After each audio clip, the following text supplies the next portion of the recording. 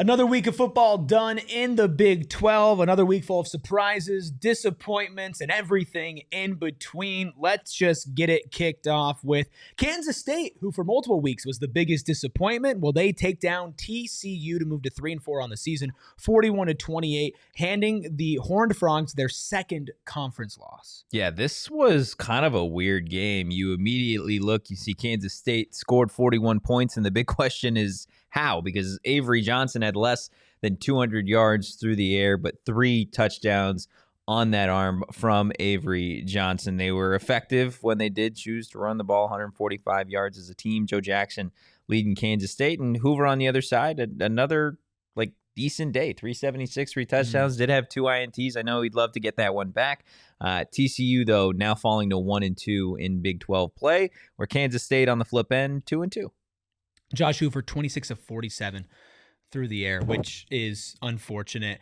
Not unfortunate for Houston, who bounces back after a loss to Texas Tech. Oklahoma State had some trickery early in that game to keep it close, but Houston ends up pulling away 39-17. They moved to 5-1.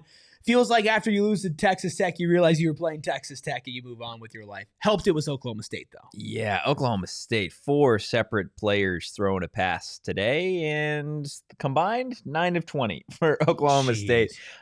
Things just have gone from bad to worse, obviously, with the Mike Gundy firing or parting of ways to now what this season has become. Again, this is a team in Oklahoma State, didn't win a conference game in 2024. They're now 0-3 to start conference play again here in 2025. 1-5 on the season. On the flip end, Connor Weigman, man, take a bow. 306 yards through the air, 2 touchdowns.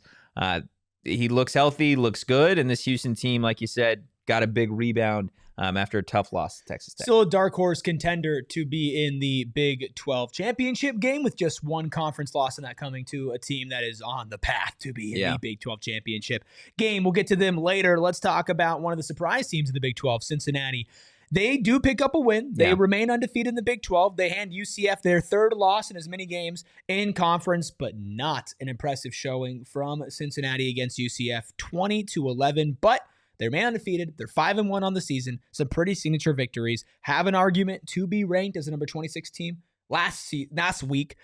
What do you think about Cincinnati? 9-point win over UCF. A little bit of a fall from grace here, right? Everybody really excited in Cincinnati after that big win against Iowa State. I know we'll get to Iowa State a little bit later, but as the weeks go on, Iowa State looks a little worse week over week as a team. Don't want to take anything away from Cincinnati. Again, 5-1 to start the year, 3-0 in conference play to UCF's 3-3 on the season and 0-3 in conference play. Season looks pretty much wrapped up for UCF in terms of fighting for a Big 12 championship bid. But at the end of the day, Brendan Sorsby got the job done. 12 of 21, 2 touchdowns, no INTs. But overall, Cincinnati, I think, as an offense, needs to start firing off a little bit more of a rhythm.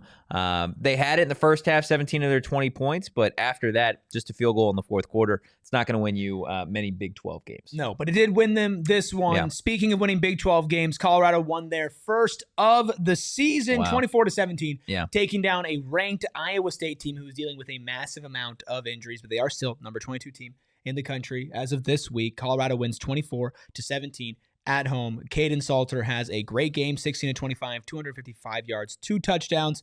Big win for Colorado, now 1 game below 500, but it's really about Iowa State and the fall from grace from a team that was a borderline top 10 team earlier in the season. Yeah, Rocco Becht not having his best game. Obviously, 18 of 33, 205 yards, no touchdowns, and an INT. You'd love to get the INT back. No touchdowns there. It's tough. Iowa State was without their starting running back. Didn't really matter, though. Abu Sama III, 24 carries, $177, 2 touchdowns, averaged 7.4 yards per tote. He was dominant on the ground, but ultimately it wasn't enough for me. The Iowa State pass catchers, they're just still not there. Obviously, you had 2,000-yard guys a year ago. You're missing that true number 1 receiver in this offense, and I think it's starting to show. Yeah, it is absolutely starting to show for Iowa State. I don't think it's just about missing the number 1 receiver. I just think in every facet of the game, they have dealt with injuries. Yeah. And I know football is a tough sport. You deal with injuries, but Iowa State, it's just been absolutely brutal. That being said, 2 conference losses so far, which does not fully rule you out. We saw Arizona State last year make it to the conference championship game with 2 conference losses against Cincinnati and Texas Tech. And speaking of Texas Tech, I think it's time we get to the number 9 team in the country. It was a tale of 2 halves because it was close going into halftime between Texas Tech and Kansas. It was 21-17. Tech did lead, but Kansas had a 17-point second quarter in order to rally back, but Texas Tech shut it down in the second half with 21 unanswered to win 42-17. The number 9 team in the country moves to 6-0 on the season, 3-0 in Big 12 play, and will now face an Arizona State team coming off a loss next week. Texas Tech is the clear favorite in this conference, and even with Baron Morton going down, Will Hammond stepped in once again and got the job done. Yeah, they won in spite of Will Hammond's performance. Sure. 7 of 16 in INT, did not play well, looked nothing like he did against Utah. This one was all because of what Texas Tech was able to do on the ground, breaking a school record, 372 yards on the ground, 4 touchdowns, the longest rush coming from Cameron Dickey, 71 yards. He had himself a career day, 21 carries, 263 yards in 2 of those 4 touchdowns on the ground. Cameron Dickey, a big, big win. Obviously, the big question now is what's the status of Baron Morton? Yep. Will it be Will Hammond traveling to Tempe to take on Arizona State? And then on the flip end for Kansas, now 2-2 in conference play. So like you said earlier, not completely written off yet, but based off the way that this conference is going, now that you have lost to Texas Tech, ultimately, you probably need to win out at this point. Speaking of winning out, BYU's done so through 6 games this season, 6-0 and 3-0 in the Big 12 for the number 18 team in the country. This one, the weirdest one and probably the luckiest one as well, taking down Arizona on the road 33-27 in double overtime. Just a crazy game. Bear Bachmeier, BYU, huh? Man. The team of destiny? 6-0 for the second straight year to start the season, I guess. 6 straight, 3-0 in conference. I believe this is the first time that they've started 6-0 in back-to-back years in program history. This was a weird one. U of A up 10 at one point late in the fourth quarter. And BYU storms back, end up pushing it to OT, and they were able to take care of business. Noah Fafita, I don't think the recipe for success for U of A is him throwing it nearly 50 times. But at the end of the day, this one feels more like Arizona let it slip than BYU. I think a lot of Arizona fans would agree, especially with some of the play calling. The lack of aggressiveness for Arizona, no lack of aggressiveness for Utah, picking up a big home win against an injured Arizona State team, not just at quarterback with Jeff Sims starting instead of Sam Leavitt, but an Arizona State team that lost their starting left guard, who used to be their starting center, in Ben Coleman.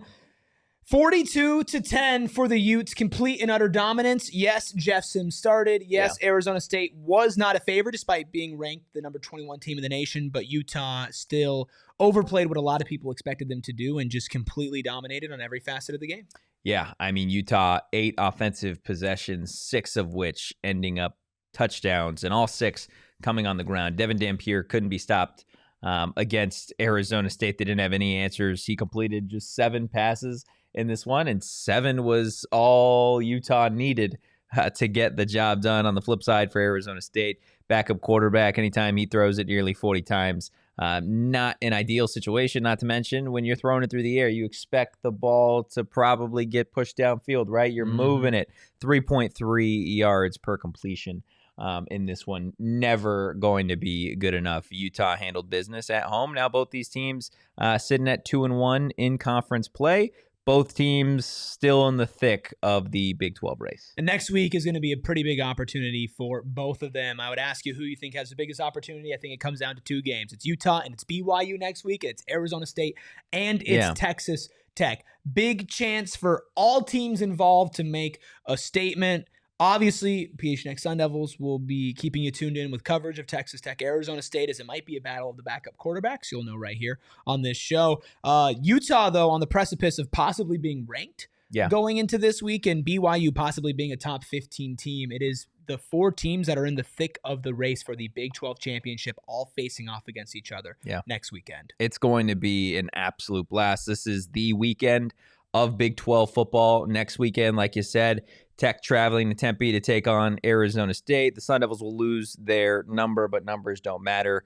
either team that gets this win should be feeling really good about their chances, especially if it's Tech making it to the Big 12 championship game. And the same thing goes for Utah and BYU. A win for either one of these teams really, really makes them feel comfortable as they look to the back half of their schedule. But it doesn't stop there. I think you have a lot of even matchups, really the most even slate that you have. You have Arizona and Houston. I think those are two comparable teams. Baylor and TCU, two very comparable teams. West Virginia, UCF, nobody cares. Cincinnati and Oklahoma State at the end of the day should be a bludgeoning. But other than that, I think you have a lot of evenly matched squads going at it next week. Well, we'll be here giving you the surprises, the upsets, the reactions, everything in between right here on PHNX Sun Devils. Make sure you tune into this very channel for all the ASU content you could possibly imagine as they go on to take the runaway favorites right now for the Big 12 in Texas Tech. Drop a comment, leave a like. What do we get right? What do we get wrong? Let us know.